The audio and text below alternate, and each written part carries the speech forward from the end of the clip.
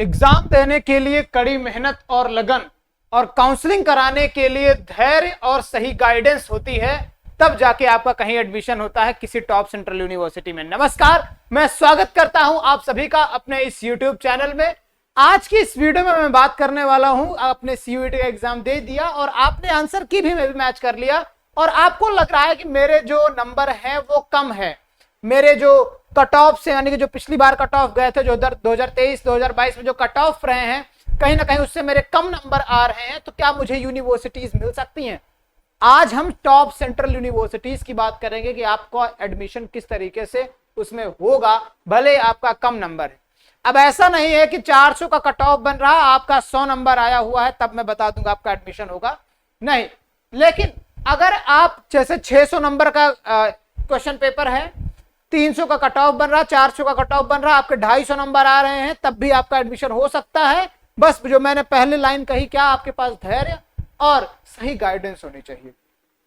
तो वीडियो में आगे बढ़ूं उससे पहले एक इंपॉर्टेंट चीज जान लीजिए, अगर आप सीयूईटी की काउंसलिंग कराना चाहते हैं तो बेस्ट प्लेटफॉर्म है स्टडी कैपिटल का, आप जुड़ जाइए, फ्री ऑफ कॉस्ट हम लोग आपको गाइडेंस दे रहे हैं। कांटेक्ट करिए 9336257345 पर और अपने जूनियर्स को जरूर गाइड करिएगा कि पढ़ना है तो स्टडी कैपिटल पे जुड़ जाओ। सीयूईटी स्टडी कैपिटल हमारा ऐप है, प्ले स्टोर से डाउनलोड कर लो और स्टार्ट कर दो अपनी प्रिपरेशन को। चलिए फिलहाल चलते हैं वीडियो में, आगे बढ़ते हैं। कुछ प्रमुख चीजें मैं बताऊंगा आपको।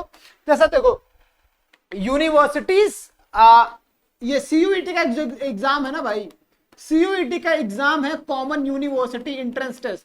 मतलब एक एग्जाम और डिफरेंट यूनिवर्सिटीज में आप काउंसलिंग करा के अपना एडमिशन ले लो। बस एक चीज याद रखिएगा, जितने एप्लीकेंट्स है इसमें और जितनी यूनिवर्सिटीज है, इसका आइडिया है कि नहीं आपको? चलो एप्लीकेंट्स छोड़ो, पहले यूनिवर्सिटीज कितनी है? तो 270 से भी अधिक यूनिवर्सिटीज हैं इसमें। बस लेकिन लोगों की डिमांड क्या होती है? लोग चाहते हैं कि मेरा एडमिशन हो जाए बीएचयू में, डीयू में, जेएनयू में, एयू में, ठीक है। ऐसे ऐसे लोग, चाहे कुछ सेंट्रल यूनिवर्सिटीज हैं जो नामी हैं, वही जगह सब बच्चे एडमिशन लेना चाहते हैं। तो ज्यादातर जो भीड़ रहती है वो यहीं पे सिमटी हुई रहती है, इन्हीं के चक्कर में रहती है। और आज मैं बताऊंगा कि इन्हीं में कैसे एडमिशन आपका हो सकता है। चलिए थोड़ा सा मैं अब दो तीन तरीके होता है। पहली चीज तो आपका जज्बा यही में है जाने का भाई कि मुझे बीएचयू, डीयू, जेएनयू, एयू ही चाहिए, तब मैं इसका सॉल्यूशन बताऊंगा किस तरह से मिलेगा। दूसरी चीज, ये जो सीयूईटी का एग्जाम होता है सेंट्रल यूनिवर्सिटी के साथ में तो होता ही है। अगर आप चाहते हैं स्टेट यूनिवर्सिटी में एडमिशन लेना, ठीक है, और डीम्ड यूनिवर्सिटी है, प्राइवेट यूनिवर्सिटी है। अब प्राइवेट यूनिवर्सिटी कहोगे भाई मैंने सीयूईटी एग्जाम नहीं दिया, कहेंगे आओ चलो एडमिशन दे देते हैं, तो ये भी है। मतलब बिना एग्जाम दिए एडमिशन ले लो, काउंसलिंग करा के कम नंबर एडमिशन ले लो, कम नंबर एडमिशन ले लो स्टेट यूनिवर्सिटी में, जो आपके यहाँ का स्टेट यूनिवर्सिटी अच्छी खासी स्टेट यूनिवर्सिटी है, मतलब नामी है।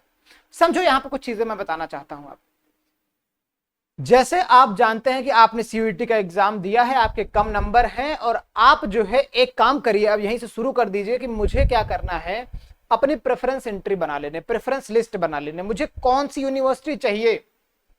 जैसे अगर मान लीजिए आपको बीएससी करना है, ठीक है, आपको बीएससी करना है पीसीएम से, आप सोच रहे हैं कि सर जो मुझे बीएचयू मिल जाएगा क्या, डीयू मिल जाएगा क्या? तो अगर आप डीयू, बीएचयू कौन सा मिलेगा कौन सा नहीं मिलेगा ये सब छोड़ दो, अभी तुम प्रायोरिटी बना लो कि तुम्हें क्या क्या चाहिए। चलिए मैंने कह दिया सर मुझे डीयू चाहिए, बीएचयू चाहिए, मैं एयू के भी प्रेफरेंसेस भर दे रहा हूं, ऐसे मैं अपने गांव का शहर का सेंट्रल यूनिवर्सिटी भर दे रहा हूं, कोई स्टेट यूनिवर्सिटी भर दे रहा हूं। ऐसे 2-4 यूनिवर्सिटीज आप लिख दीजिए, हैदराबाद यूनिवर्सिटी, मतलब ऐसा बना दीजिए, एचसीयू बना दीजिए, ऐसे दुनिया भर की यूनिवर्सिटी आप लिख लीजिए एक ऑर्डर में, क्योंकि 270 हैं, 270 तो बेकार है नहीं, ऐसी यूनिवर्सिटीज है जो बेस्ट है। लेकिन हाँ, मैं यहाँ पे बोला कि अपने शहर की क्यों स्टेट यूनिवर्सिटी आप सेलेक्ट करिएगा, क्योंकि आप दूसरे शहर की स्टेट यूनिवर्सिटी सेलेक्ट करेंगे तो वहां पे उन स्टेट वाले बच्चों का रिजर्वेशन रहता है, इसलिए आपको यहाँ पे क्या होगा, अपने शहर की यूनिवर्सिटी ढूंढोगे तो ज्यादा बेहतर रहेगा। हालांकि आप दूसरा भी ढूंढ सकते हैं, वो आपके ऊपर है। अब समझो यहाँ पे क्या समझना है सर, मैंने प्रेफरेंस एंट्री बना दी।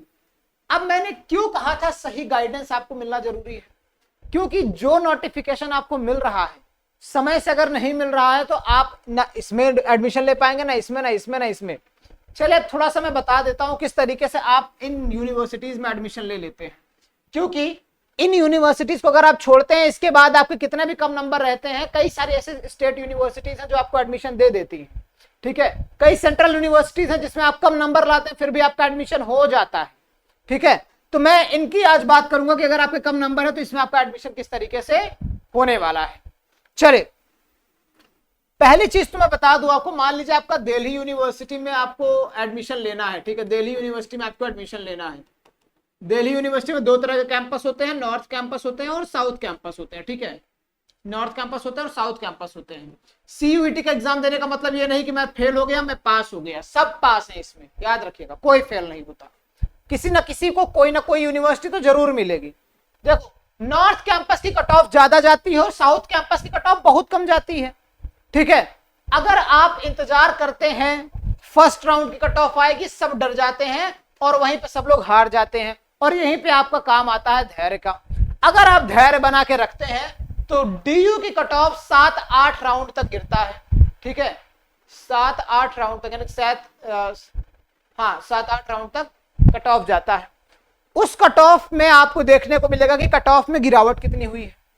अब डीयू के साथ बीएचयू भी अपना पोर्टल ओपन करता है तो पहली कट ऑफ इसकी भी बड़ी हाई रहती है। जैसे 600 मान लीजिए बीएचयू का है तो आपको दे देगा 550 कट ऑफ बना के दे देगा पहले। आप डर जाएंगे कि सर मेरा नंबर तो है 280, कैसे होगा एडमिशन, है ना।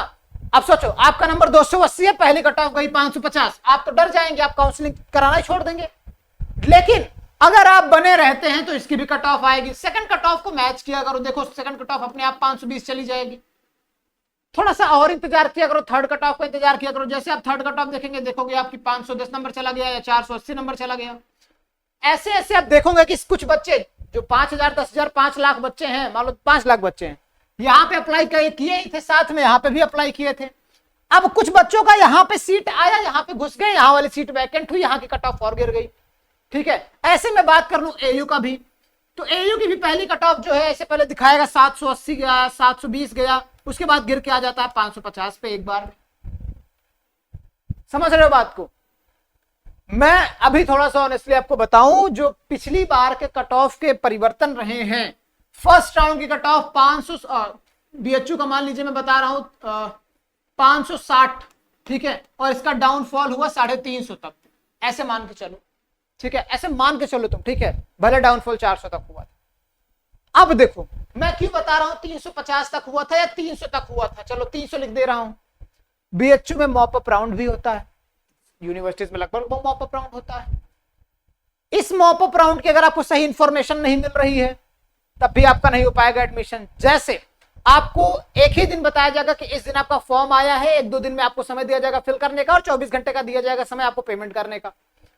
उसी के इर्द गिर्द आपका समय ये जाता है, जो सीट वैकेंट होती है मॉप अप राउंड के थ्रू फिल होती है और जस्ट तुरंत उनका एडमिशन हो जाता है, ठीक है। तुरंत काउंसलिंग के लिए उनको बुलाया भी जाता है, मतलब डॉक्यूमेंट वेरिफिकेशन के लिए। तो जो सटीकता से काम होता है उसमें आपको हर समय अपडेटेड रहना जरूरी है। धैर्य तो चाहिए आपको, साथ में हर एक यूनिवर्सिटी की इंफॉर्मेशन भी चाहिए आपको। मैंने क्या क्या चीजें जरा बोली एक बार लिख लो भाई, लिख लो नहीं तो भूल जाओगे तुम लोग।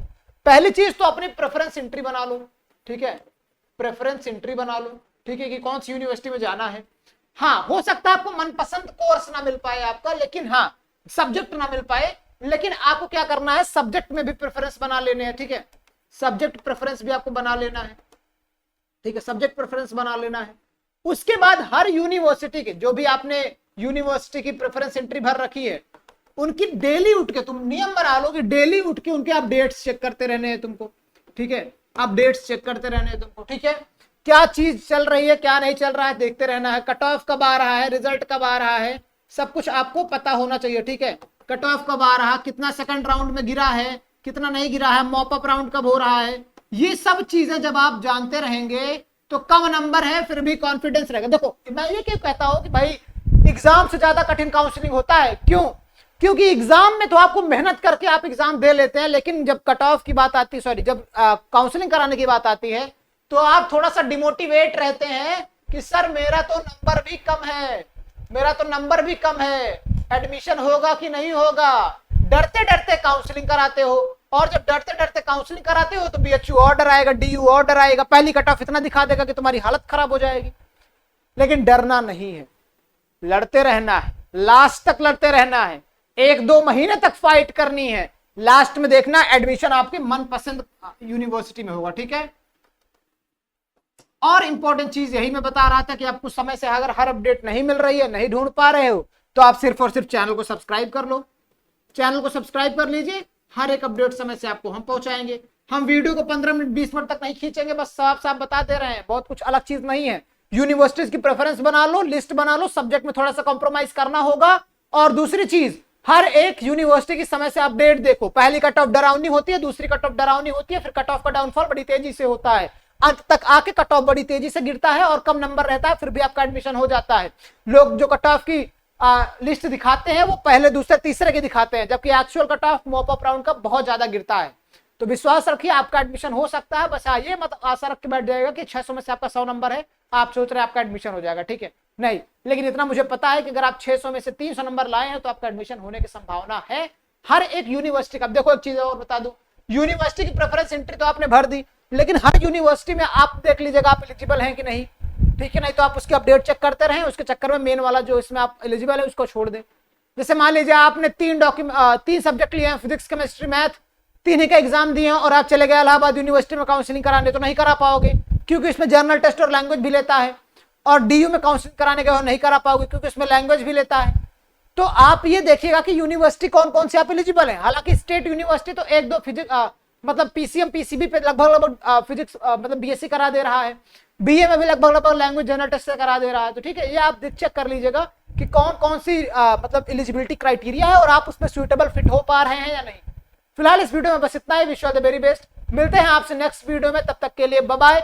और काउंसलिंग कराना है तो अभी कॉल कर दो, जुड़ जाओ हमारे साथ में फ्री ऑफ कॉस्ट। जो लोग पैसे लेके आपसे काउंसलिंग करा रहे हैं उनसे दूर रहो, हम लोग निःशुल्क आपको हर चीज बताएंगे, क्योंकि लगातार पिछले 4 से 5 वर्षों में हम लोग यूनिवर्सिटी एंट्रेंस के लिए बच्चों को गाइड करते चले आ रहे हैं और आगे भी करते रहेंगे। Bye bye.